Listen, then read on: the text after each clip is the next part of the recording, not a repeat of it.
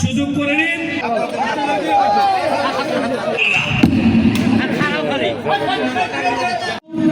নেতৃবৃন্দ এবং পাঁচপদক এবং প্রধান অতিথির অনুমতি সাপেক্ষে তারা একটু মাঠে শুরু করতে পারে।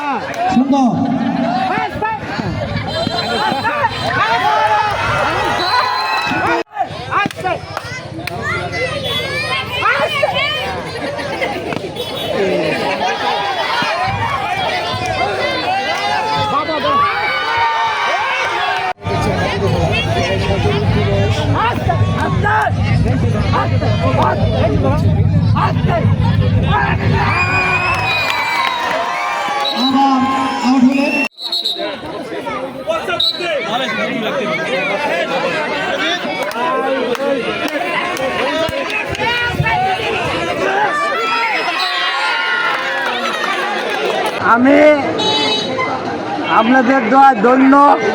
আর আমার 65 বছর বয়স, দীর্ঘ 40 বছর পর আবার ফিরা সাবেক খেলোয়াড় হিসাবে আমি অনেক সুনাম অর্জন করেছি।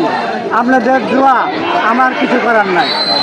আসছিলাম বয়স্কদের হাডুডু খেলা দেখতে। তাদের খেলা দেখে আমরা খুবই আনন্দিত এবং খুবই ভালো লাগতেছে।